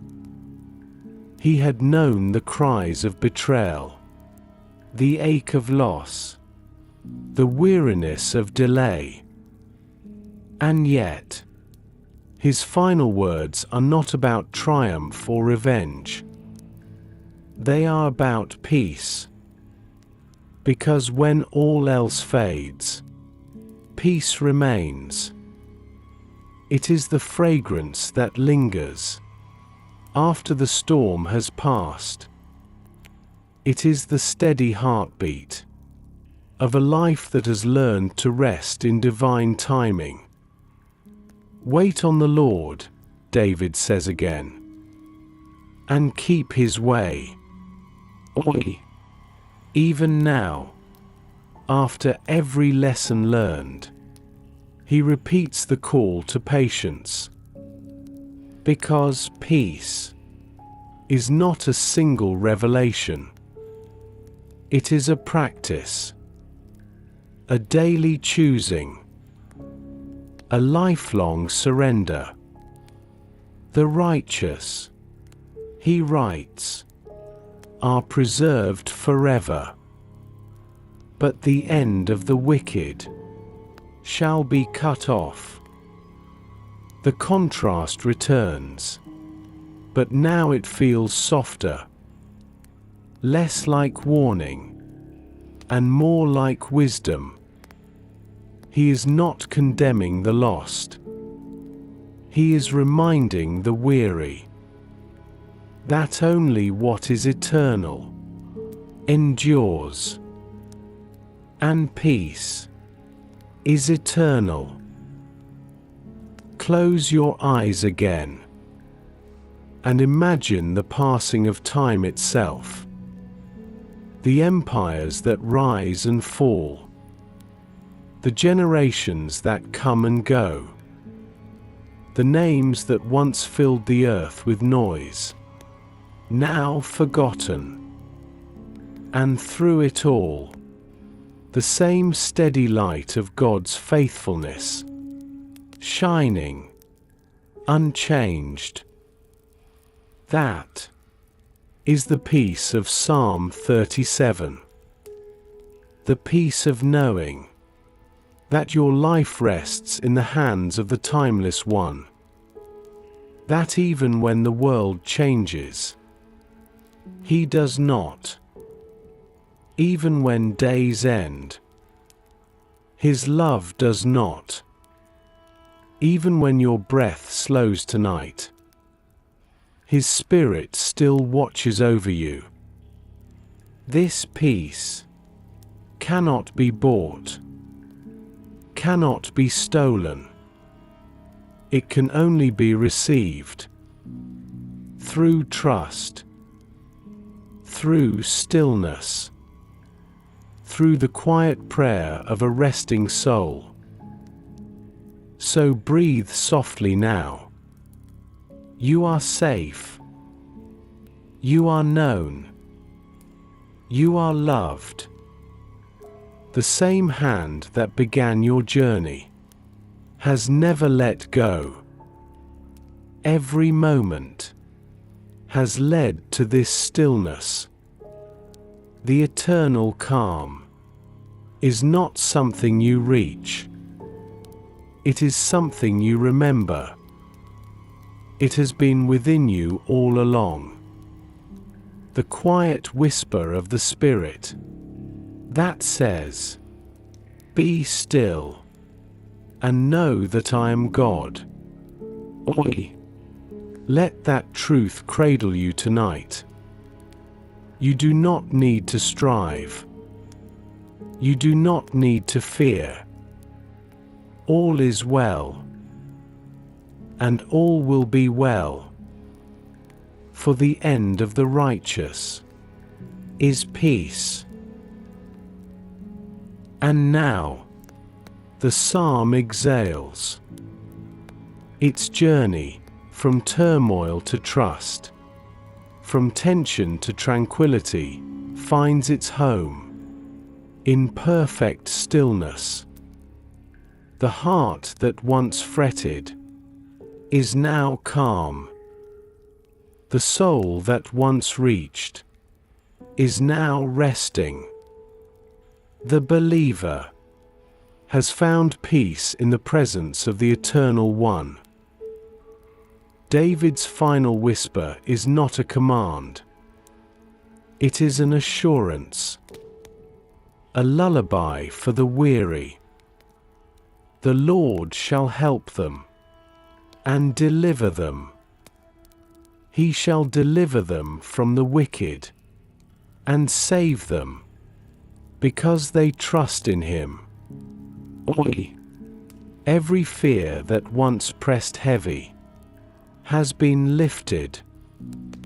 Every burden has been placed into the hands of the faithful God. Every anxious question has softened into the quiet knowing that he was guiding all along. The story ends, not in resolution, but in rest, not in noise, but in peace. Close your eyes and imagine a night sky clear and wide. The stars shimmer like promises, steady and ancient. The air is cool, and the earth hums softly beneath you. There is no striving here, no demand for answers, only stillness, only peace. That is where Psalm 37 leaves us, beneath the vast mercy of God, covered by His faithfulness, held in His quiet love. The Lord does not simply give rest. He is rest. He is the rhythm that steadies the breath, the silence that heals the noise, the light that lingers, even when the sun is gone. He does not hurry, and neither must you. He does not forget, and neither must you fear. Every word of this psalm has been leading you here, to the soft ground of surrender, to the still waters of trust, to the gentle silence where striving ends and peace begins. David's wisdom echoes through the ages. Trust in the Lord and do good. Dwell in the land and befriend faithfulness. Delight yourself in the Lord, and He shall give you the desires of your heart. Oi! These are not separate verses. They are a path, a journey for the restless spirit, a map that leads, not to success, but to serenity. And those who walk it find what the world cannot give, the quiet confidence that says, I am not forgotten. I am not behind. I am exactly where God has me to be. The rest of the faithful heart is not a pause between struggles. It is the peace that remains through them all. It is the steady pulse of trust that beats beneath every question. It is the whisper that reminds you, again and again, that nothing good is ever lost in God's hands. The world may shout of gain and loss, but heaven speaks softly of grace and growth. You are growing, even in waiting. You are healing, even in silence. You are being led, even in stillness. For the Lord your God is faithful in all His ways. And when the heart learns to rest in Him, it finds that the destination was never a place. It was peace itself. So tonight, as your thoughts begin to drift, and your body grows heavy with rest, let your spirit sink into His care. Let go of what you cannot control. Let gratitude fill the spaces where worry once lived. And let the whisper of His promise wrap around you like a blanket of light. The Lord is your strength, your refuge, your peace. Oi. Sleep now, in that truth. For he who watches over you neither slumbers nor sleeps. And his hand, the same hand that shaped the stars, rests gently upon your life. Rest, child of God. You are safe. You are loved. You are home. Be still, and know that I am God. Oi.